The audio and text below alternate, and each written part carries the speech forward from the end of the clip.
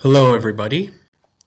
So today we are going to be learning about psychoactive drugs and their effects on the nervous system.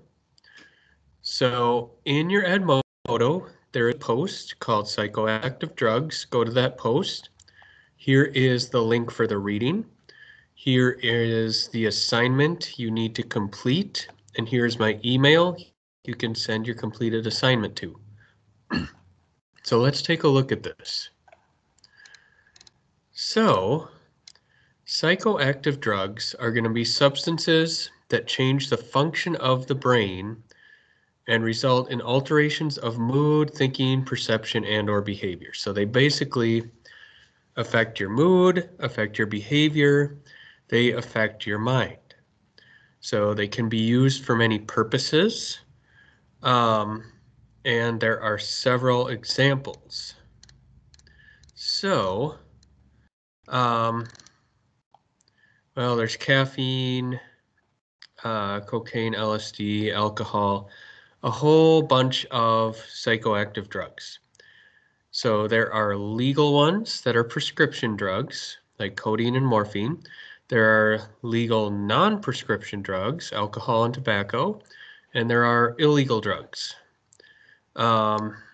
Cannabis is one that is kind of debatable. It depends on where you are, if it's legal or not. All right, so we further break these down into classes of drugs. So we have stimulants. So these are ones that stimulate the brain and increase alertness and wakefulness. So stuff like caffeine or amphetamines. Depressants, these are drugs that calm your brain down and reduce anxiety and might make you sleepy. We have ethanol, that's the type of alcohol in alcoholic beverages, and stuff like codeine and heroin. We have anxiolytics. So these have a tranquilizing effect and inhibit anxiety. So we have examples of these are benzodiazepines, barbiturates, opioids, and antidepressants. We have euphoriants. These are ones that make you feel euphoric, very happy. Examples are ecstasy, amphetamines, alcohol, and opioids. We have hallucinogens. These cause hallucinations. So this is stuff like LSD, nitrous oxide, stuff like that. Empathogens, these are drugs that increase your empathy or sympathy.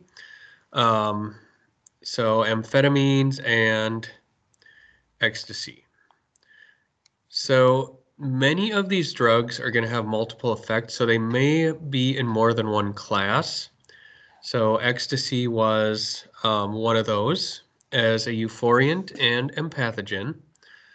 And in some people, these drugs may have different effects, stimulant or hallucinogenic effects. All right, so mechanisms of action. So these are how these drugs work. So we have agonists. These increase the activity of certain neurotransmitters, and they might promote the making of certain neurotransmitters or reducing the reuptake of these neurotransmitters from synapses, places where brain connections meet, or maybe they bind to the receptor of the neurotransmitter, but they increase the activity of the neurotransmitter. Antagonists, they decrease the activity of neurotransmitters. So maybe they interfere with the making of the neurotransmitters, or they block the receptor. All right. So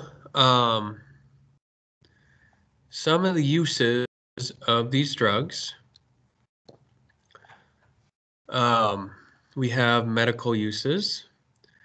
So maybe if you've ever had a surgery, they give you anesthesia. And they also might prescribe certain drugs for you for pain, for example. All right. So you might get morphine for your pain. You might get codeine for your pain, right? Ritual uses. Typically, hallucinogens are the ones that are used for ritual purposes. So this is stuff like peyote that Native Americans use for ceremonies, for religious ceremonies, because it gives them visions.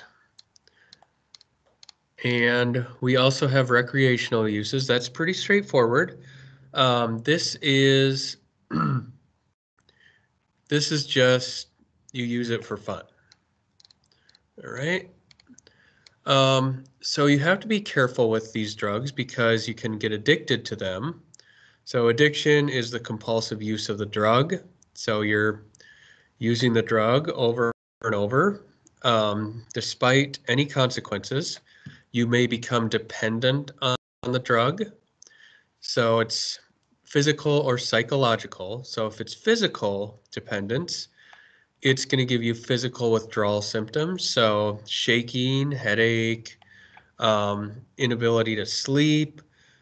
If it's psychological, it will give you psychological withdrawal symptoms. And this is when you stop using the drug. So it'll give you anxiety, depression, stuff that has to do with the mind. Okay. There is rehabilitation for drug dependence and addiction. It's usually psychotherapy. It could be individual therapy or group therapy or both.